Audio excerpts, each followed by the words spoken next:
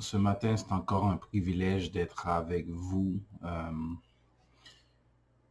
même dans cette période de confinement qui continue. Euh, c'est pas facile pour plusieurs, on le sait, c'est des moments qui nous semblent parfois étranges, mais rien n'échappe à notre Dieu qui est souverain. Donc, je vous encourage à persévérer, je vous encourage à trouver la faveur de Dieu, je vous encourage à trouver et à prier Dieu pour, euh, pour trouver quel est le message qu'il a pour nous à travers cette période de notre vie, où ce que pour certains, c'est une période de réflexion, pour d'autres, c'est une période difficile, pour d'autres, encore d'autres, c'est une période qui est peut-être un temps d'arrêt, parce que Dieu leur demande de certaines choses dans leur vie. Peu importe de quel côté ou dans quelle situation vous vous trouvez, il y a l'espoir. L'espoir est en Dieu. L'espoir est en Dieu par Jésus-Christ, notre Seigneur. Donc, je vous encourage fortement à rester ferme dans votre parole. C'est un temps où ce qu'on peut s'arrêter. De toute façon, plus de la moitié de la planète est arrêtée en ce moment.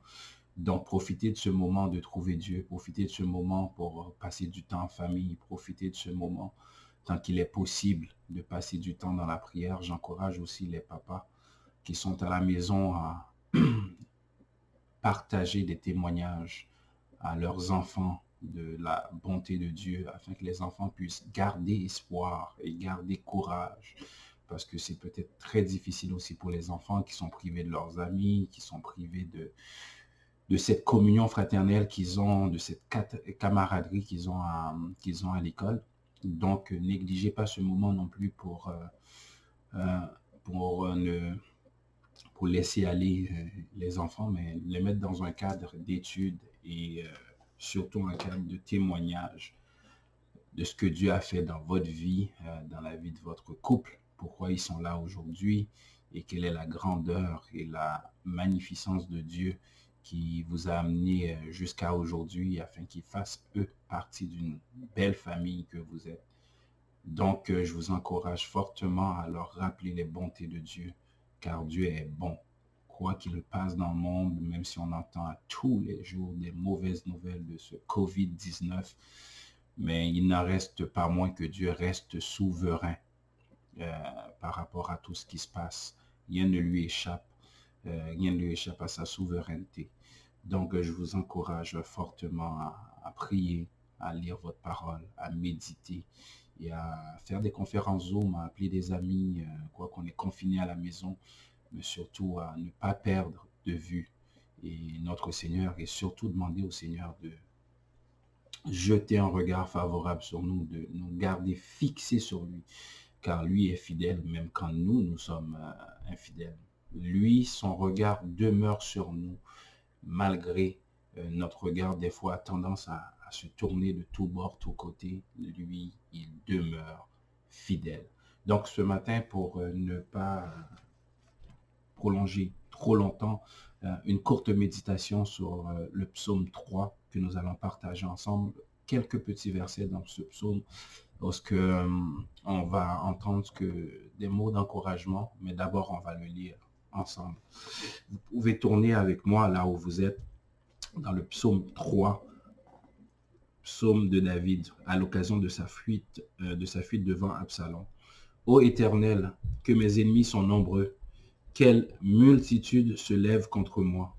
Combien qui disent, pardon, à mon sujet, plus de salut pour lui auprès de Dieu. Mais toi, ô Éternel, tu es mon bouclier, tu es ma gloire, et tu relèves ma tête. De ma voix, je crie à l'Éternel, et il répond de sa montagne sainte.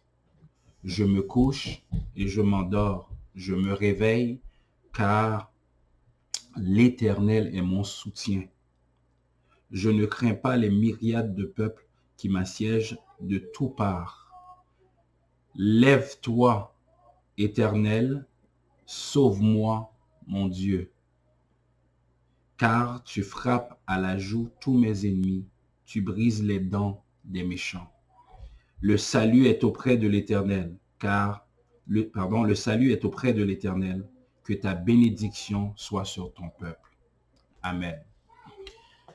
On voit dans le verset 4, David va dire, de ma voix, je crie à l'Éternel, il répond de sa montagne sainte. Le très haut, le très élevé, écoute nos voix.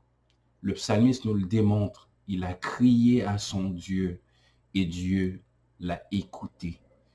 Qu'est-ce qui nous empêche, nous, dans ces moments difficiles, d'aller vers Dieu, d'aller vers lui, de crier vers ce Dieu qui est vivant? Un Dieu qui est vivant. On a tendance à l'oublier tellement qu'on est imbibé, trempé dans cette philosophie contemporaine qui nous disent mais on peut croire à ce qu'on veut, c'est une philosophie, c'est une manière de penser, c'est une école de pensée. Mais Dieu n'est pas une école de pensée.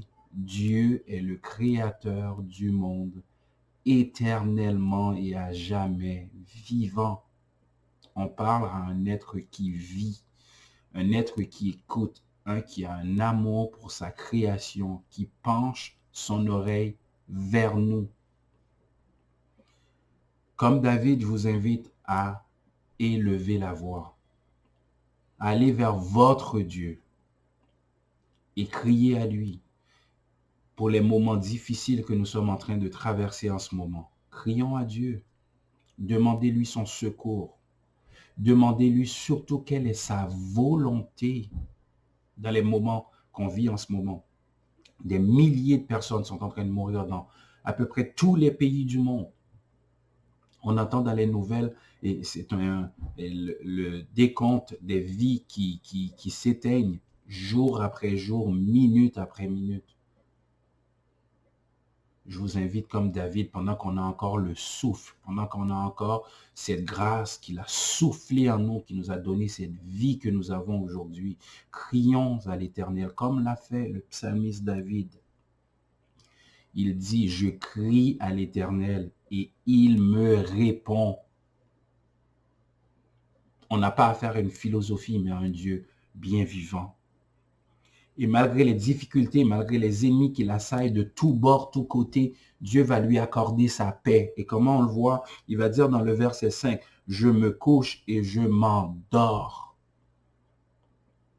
Dieu lui donne la paix dans son sommeil. Malgré les ennemis frappent de tous bords, tous côtés, Dieu nous accorde une paix que le monde ne peut pas donner, que les médias ne peuvent pas, même pas offrir.